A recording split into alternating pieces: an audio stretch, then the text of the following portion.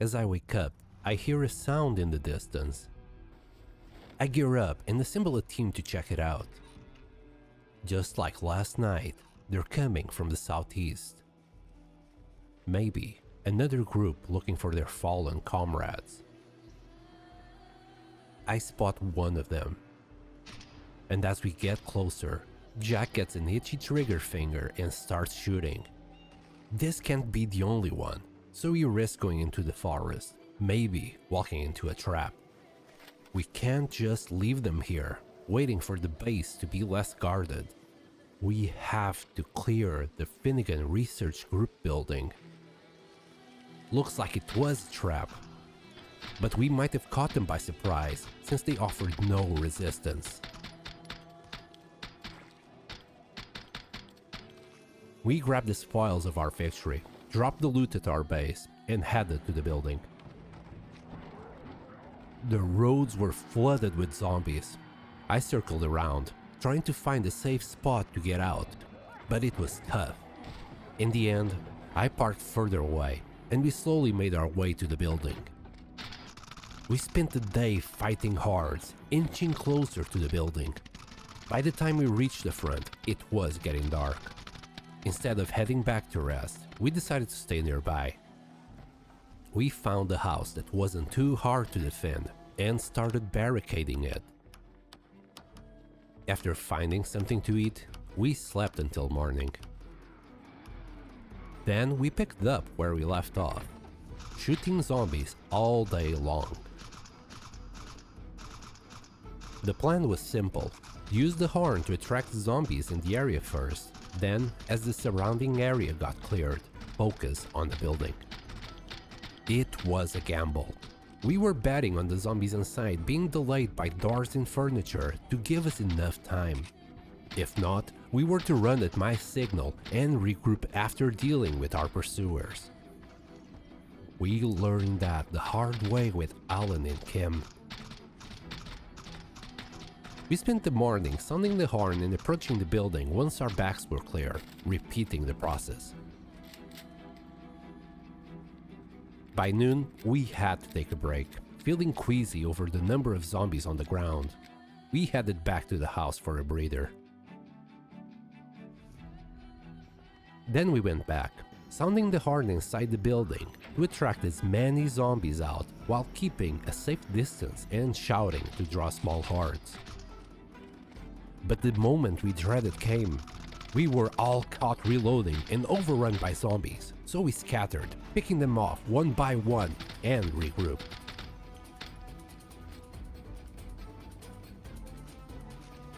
We finally learned our lesson about overstaying our welcome.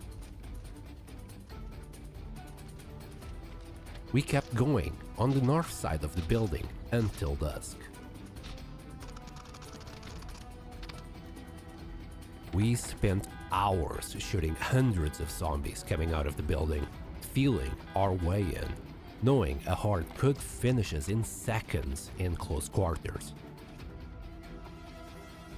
We cleared the building floor by floor, leaving the investigation for when it was cleared and safe. Our major issue was staircases. We couldn't see well and had to be extra careful. The building barely had any doors or glass walls left, showing us how many zombies were there before. Taking our time at the entrance was the best choice.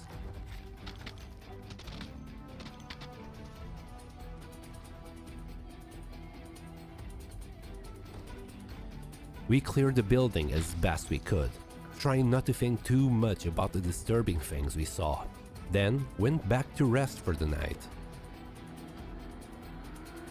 Passing by the signs of our rampage, I wondered who's to blame for all these bodies on the floor. Us, or the ones who created the virus? Ready to explore the building again, we made our way in.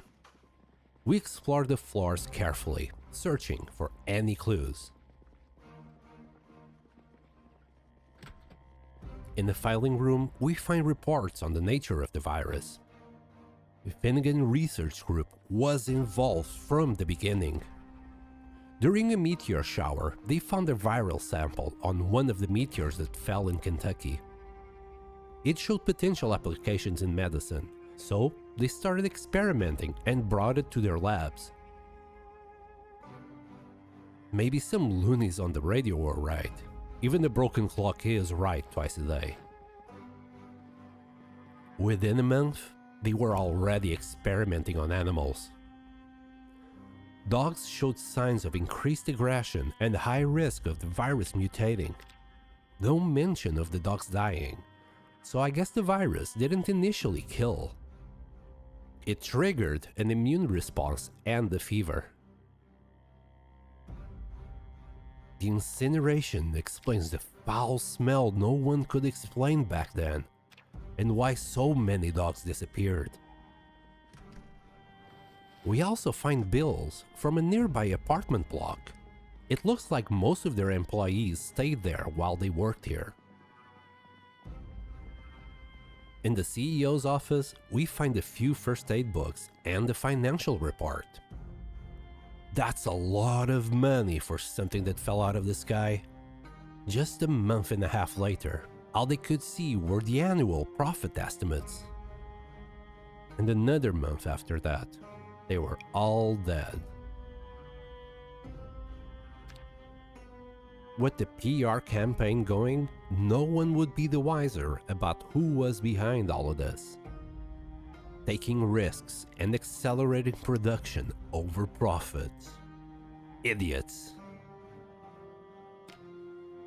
Careful risk management, sure. Accelerating production and being careful go hand in hand.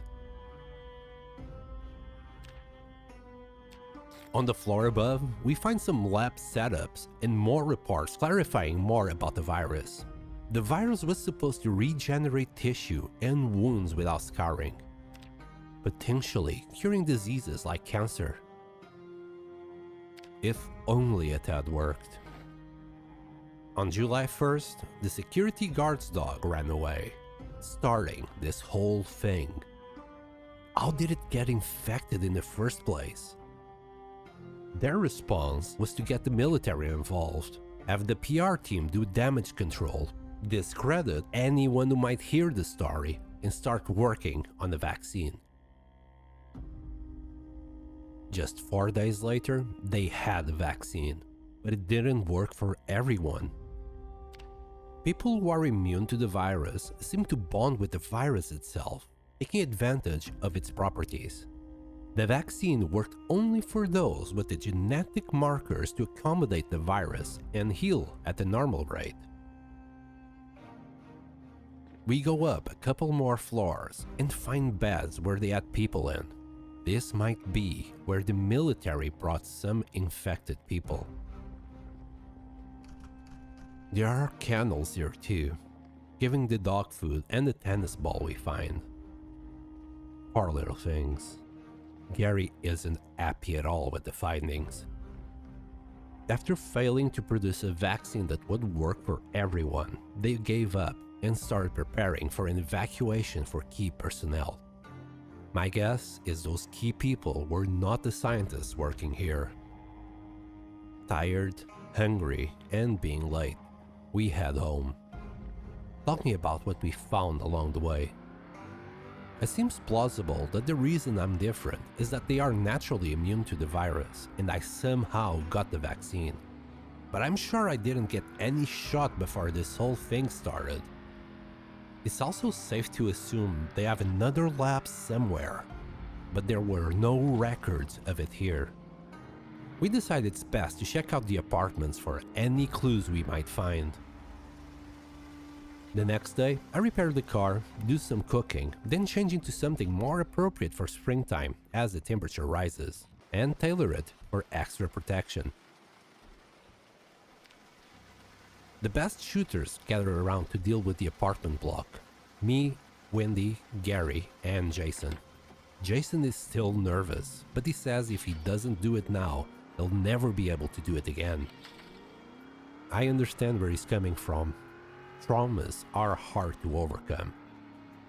We make our way to the apartments and start clearing the area. Used to attracting zombies with a horn, I sounded.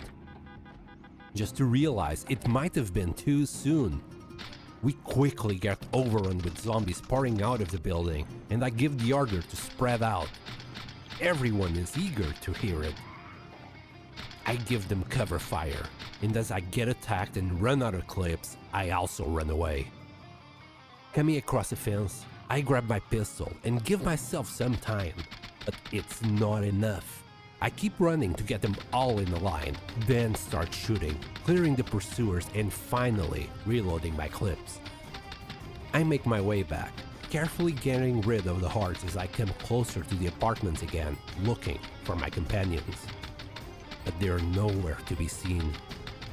After being able to drive away safely, I get in the car and start looking for them. They can't be far. Just around the corner, they're still freaking out, but at least they're alive. We circle back and keep clearing the waves, using the horn still, but moving away after doing so. That way, we still have a chance to do some crowd control. At nightfall, we go back to the house we secured when clearing the research building, and then take some well-deserved sleep. In the morning, fog settles, but it's clear enough for us to see, and we're confident most of the zombies are now cleared out of the building. We keep shooting until nightfall again, clearing the sides of the building and other entrances to explore the apartments at will. As night falls, circling around the apartments, the weirdest thing happens. My car is in the parking lot. No, not a car that looks like it. It's my car. My license plate. I check it, and it's still in drivable condition. I might just leave it here, as I already have plenty of cars now. We start exploring the apartments, one by one until nighttime, then pick a room to sleep in. In the morning, we keep searching the apartments until, on the top floor, we find a diary. It all happened so fast. I need to sort out my thoughts somehow. I'm writing this diary to try and figure out if I missed something, for the sake of keeping track of how I got here. My name is Maria Costa, and this is my story. I was driving home from having my hair done in Martridge, excited to marry Oliver. As I made my way into Rosewood, my worst nightmare began. The radio was filled with reports of people biting each other, and then I saw them, zombies, right on the road. I tried to swerve and avoid them, but one stumbled directly into my path. Trying to avoid it, I crashed my car into a tree. The engine sputtered and died. Panic set in as I realized the car wasn't going to start again.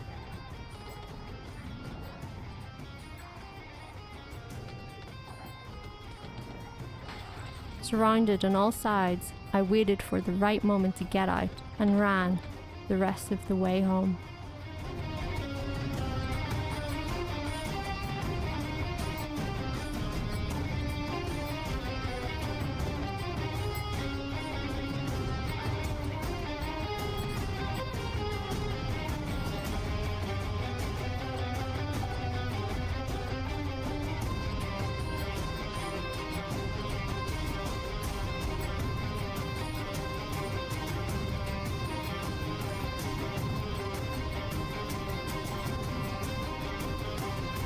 When I finally got to the house, Oliver was there, looking just as scared as I was. We started discussing what to do, but before we could make a plan, we heard noises outside.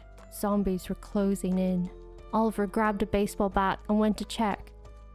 trying to protect me.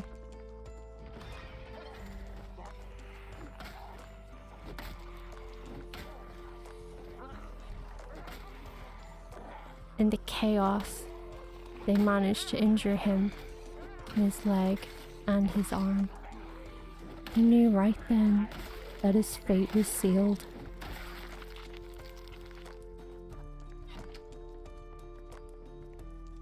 He looked at me with heartbreaking calmness and told me to leave, to save myself.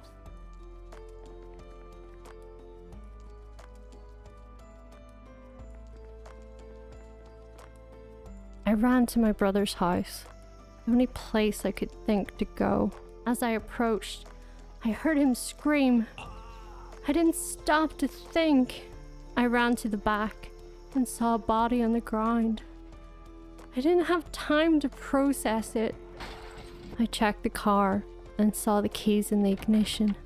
I took it and drove away, my mind wandering. I drove to the cabins near Rosewood, needing a place to hide and think.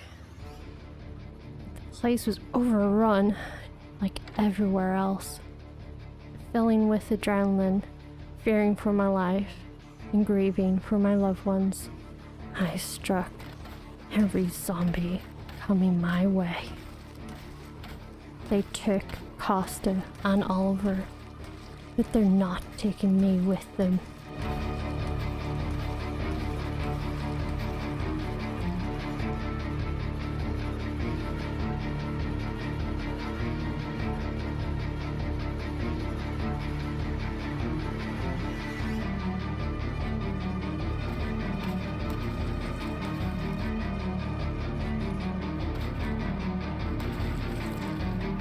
I spent the next couple of days there, paralyzed by grief over losing my brother and fiancé. I changed my clothes with what I gathered outside and mourned. On July 11th, I decided to head to Lousiville.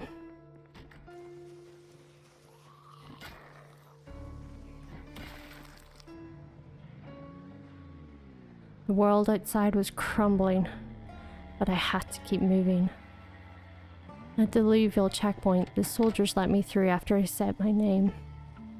I just kept going, worried about the state of the world. Lousiville was chaotic, with signs of rioting and looting everywhere. I went to the apartment I stay in when I visit Lousiville. I spent the night trying to gather my thoughts. The next day, I went to the Finnegan Research Group building. At least I don't have to keep hiding here I am anymore. Everyone I could care about is gone now. And being the lead research scientist on the virus, I have work to do. We had been working on a vaccine, but it wasn't working as expected. The virus we were dealing with was supposed to be a powerful regenerative agent found after a meteor shower in Kentucky, but it mutated, turning into this nightmare. On July 15th, I was told by the higher-ups to retrieve the original samples left in the military base south of Rosewood. Maybe it might help us create a viable vaccine. There will be a helicopter waiting for me tomorrow for the day trip. And that was the last entry in her diary. I can't process all of this.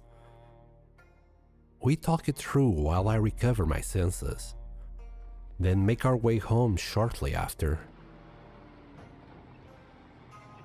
We discuss what we learned over the past few days on the way home, trying to understand it all. It seems there is another laboratory south of Rosewood. That needs to be our next destination. Maria has been part of this the whole time. I don't know what to make of my feelings. I wanted revenge, but she's my sister. I always picture some corrupt CEO as humanity's enemy, But now that it's my sister, I find myself making excuses for her. She made the excuses herself, saying this was meant to be a cure for all ailments, not this nightmare virus. Still, what am I supposed to do with these feelings now? We got home and rested for the day. The day after, I checked my diary, looking for clues I might have dismissed or forgotten up to now. A lot has happened in the meantime. As I flipped through the book, I realized I did forget something important, probably due to the panic and rage I felt at the time. It's a helicopter. They came from southwest of Rosewood and are going north. The helicopter that I saw near Rosewood, that I eventually lost track of. I gathered everyone around to tell them about it.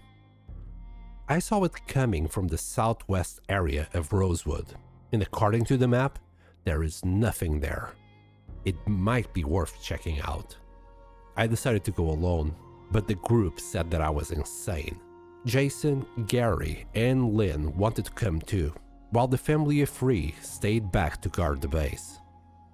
Without finding any good excuse to go alone, I agreed.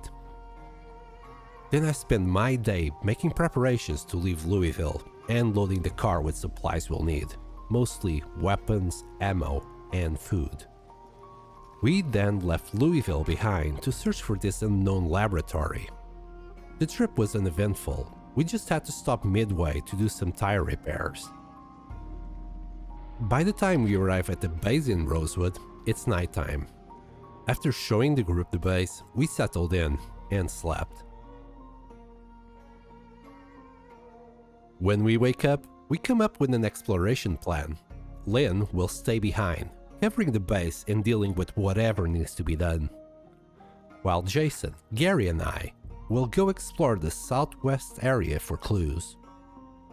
We can ignore the prison, and there is a road we can follow past the bus station. After repairing the car and refilling the tank, we set off to explore the road. The population of zombies is close to nothing compared to Lousiville. After being there for a while, Rosewood looks empty in comparison. We eventually arrive at the place that looks like a fishing spot and the bridge, with a restricted area warning that told me that we were going in the right direction. Then, a little further ahead, we come across a barricaded checkpoint. The sign saying it is US Army property made us all go, bingo! We proceed to clear the area of zombies as we need to remove the cars that are in our way. After turning them into scrap and clearing the road for us to pass through, we kept moving forward. Afterwards, the area was eerily devoid of zombies, like it never happened. When we nearly avoid crashing into another roadblock, we find what we were looking for. A huge compound surrounded by barbed wire. That's a secret base if I ever saw one. As we approach it, we find dead zombies on the floor, and just a little bit further in, we find the reason for it. Military personnel. They immediately tell us to put our hands up. Not wanting to stir up a hornet's nest, we comply and I explain I'm looking for my sister, Maria Costa. They report to someone over the walkie-talkies, while I notice that the base is now completely enclosed to prevent any zombies from coming in. Then they proceed to let us through. We jump over the fence and the soldier explains where I can find her. The place looks good and alive, with sounds of living people around, cooking, laughing, playing. The smell though, it's worse than Lousiville. The result of incineration, I guess. I approach the door and finally see her on the other side. Tears in her eyes, making me feel the same. I can't believe it. You're alive. Come in.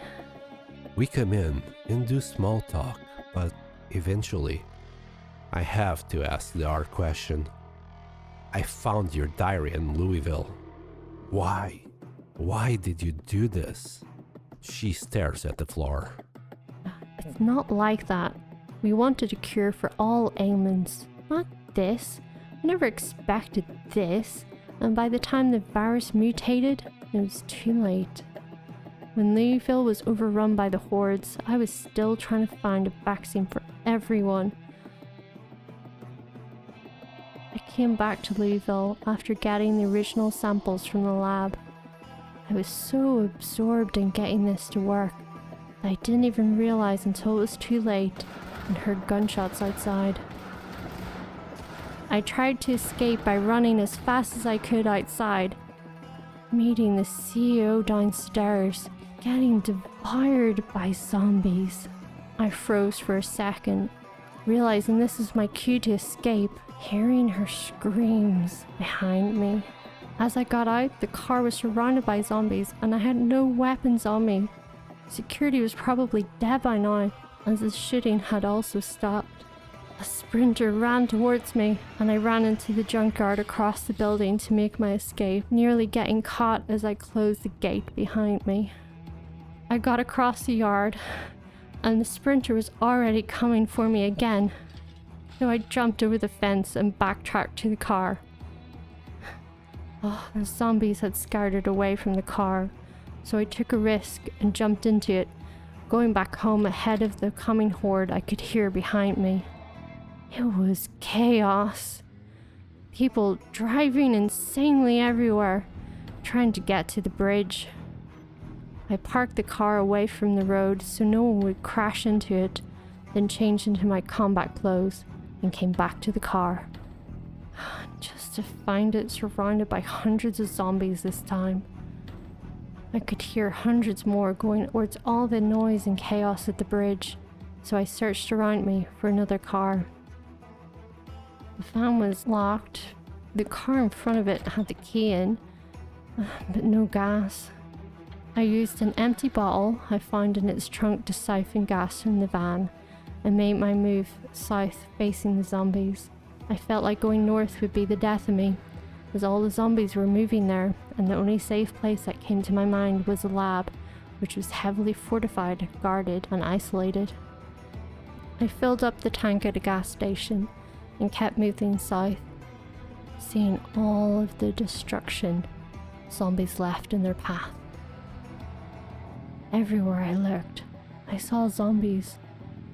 This is so out of control, and I'm partially to blame for all of this, even though this wasn't what I signed up for.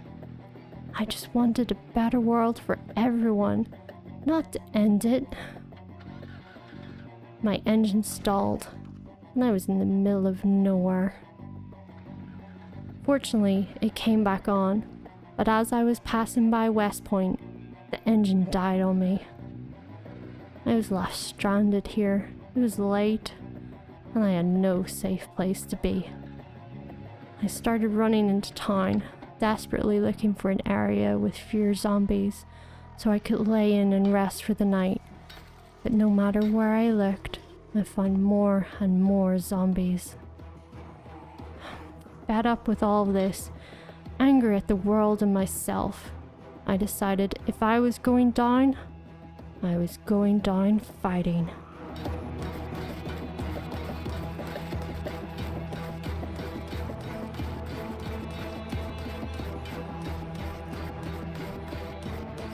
After making the area safe at dawn, I managed to get inside a house, wash myself, and get some sleep. I woke up late in the afternoon and started looking for a new car I could use to get to the lab. But everywhere I looked was invested.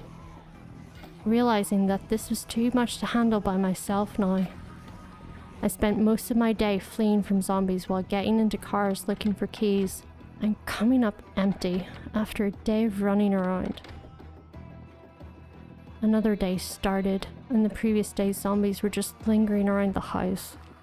I tried to make that house safer by clearing the zombies, but in my struggle, a sprinter bit my hand, and I ended up running away the best I could. but the sprinters were too fast for me, and while trying to fight them, one of them ripped a piece off my vest. Nigh in pain and despair, I kept running through the streets, able to lose them by jumping fences, and after turning a corner, wrapping up my wound. I spent another day running around town, not able to achieve anything at all, only to return to the house and deal with the nice small horde of zombies waiting for me, and resting for the day as my wound hampered my combat ability. I ate something and read for the rest of the day, reading the books I found in this house, wondering if the vaccine would do its work. When I woke up, I gulped down an orange soda I found and did a few swings to see if I was well enough to fight. As I could swing normally, I went out again. I kept my exploration to my surroundings, as my hand was not fully healed, and I went to the house next door. After clearing the area and the house, I looted it and found a few books and some food I could use for the day, wondering what the hell happened in this kitchen. Having food and new books to read, I returned to rest and wait for my wound to heal. I woke up and checked outside. I removed the bandage and the wound was healed, so I went back to fighting the hordes, this time with the aim of securing the parking lot and the surrounding area in order to search the cars, while not being worried about getting bitten from the back.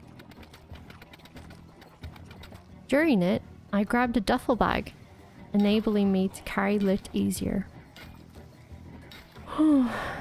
After spending the whole day smacking zombies with a crowbar, I was pipped, so I rested in the first house I came across. Then I went to the closest shop to grab some food, finding a couple of car keys in there and a crowbar in the back, which I really needed at this point, as my current one was nearly gone. With the keys in hand, I figured the cars must be outside, so after clearing the zombies, I inspected the cars. I had a van or a police truck to choose from, and it seemed the truck was in better condition, but it had no gas. I luckily found another empty bottle in a nearby car and used it to siphon gas from the cosplay Cadillac, making me ready to return to my journey. But there was still one thing I needed to find before I set off. If I'm going past Rosewood, I must bury Oliver and Costa. It's the least I can do for them. After all, I'm responsible for this mess. Even though the company would have hired someone else that would have done the same job nonetheless, I owe them this much. I stopped by Gigamart, cleared the area of zombies, and gave it a quick sweep until I found a shovel.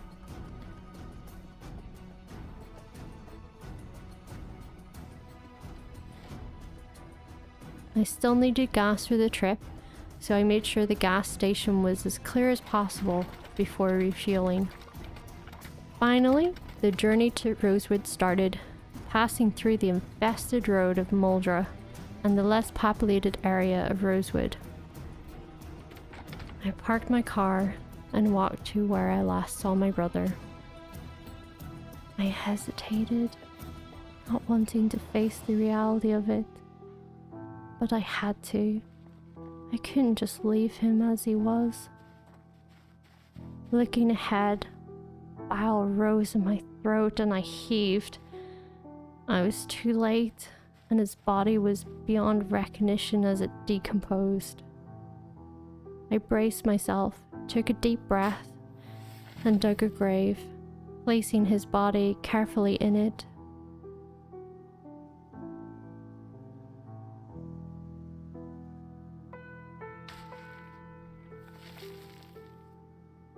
Then I picked up a few stones I found near the house and made a small cairn for him, leaving a little memorial note. I said my goodbye and moved on. With night coming fast, and with a heavy heart, I washed myself and slept in a nearby house. In the morning, as I got to her house, I found a grave already made in the back. It can be Oliver, right? He can do this by himself. The back door was broken, and so was a window. Inside, I saw his blood, but no signs of him anywhere. At this point, I could only assume that it was his body in the back. I didn't know who did it, but I appreciated it. After all, it had been nearly 2 weeks after I left. A lot had happened. Perhaps one of our friends came back looking for us and did it out of respect for the fallen. I wrote another memorial for my husband, said my goodbyes, and left for the lab. Passing by the remnants of this dead town, I saw the damage left behind from this virus.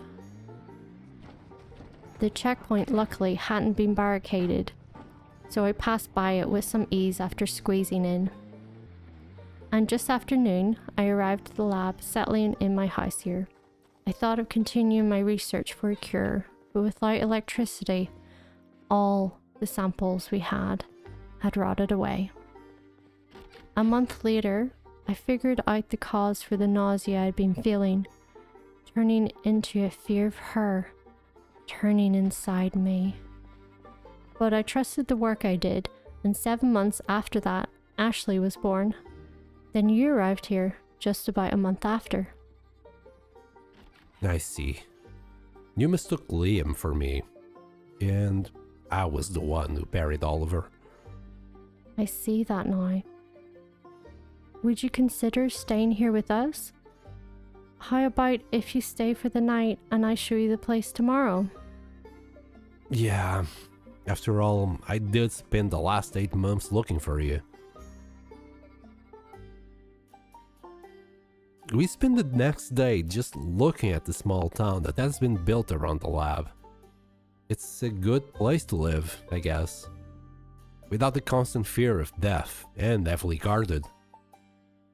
Everyone here is immune, either naturally or via vaccine. And Maria told me she gave me the vaccine she worked on the week before her wedding, after I passed out, so I'm immune as well. Oliver didn't have the same receptors as us, so he would have died from the vaccine itself, to her despair. Ashley was born fully immune to it, probably carrying the antibodies from her mother, meaning humankind can still survive after this, and with a much stronger immune system now. I guess in the end, Finnegan did achieve what they wanted, not with the price tag, but at the cost of billions of lives. It took me a while to accept Maria's involvement in this. Eventually, I forgave her, but did not forget. And I'm not taking a high horse here. She's never been the same. Guilt took a heavy place in her heart, so I'm better off not mentioning it to her. 2 years later, and we are well on our way to clearing the cities of the zombies. It's now a lot easier, as they are just crawling around, barely a menace for what they used to be. Civilization can return from this. We can only hope we do not allow greed to take over again and finish us all for good next time. But despite the horrors of the past, there's hope. We've started to rebuild, not just cities and infrastructure, but our lives and community. Children play in the streets again, laughter echoing through the makeshift town. It's a sound that had been absent for so long. Maria and I have rekindled our bond, working together to help others. She channels her guilt into relentless efforts to better our world, and I help however I can. We've learned hard lessons, paid in blood and tears. But we've also discovered a strength we didn't know we had. The human spirit is remarkably resilient, capable of rising from the ashes, ready to forge a new path. As I look around at our small town, bustling with new life and possibilities, I feel a sense of peace. The road ahead won't be easy, but we are no longer walking it alone. Together, we will ensure that the mistakes of the past remain there, paving the way for a future where hope, not fear, prevails. Thank you for watching. I hope you enjoyed the story of mine on Project Zomboid. Please vote on the poll below for what game you want me to do next time with the same storytelling format. I'll see you next time.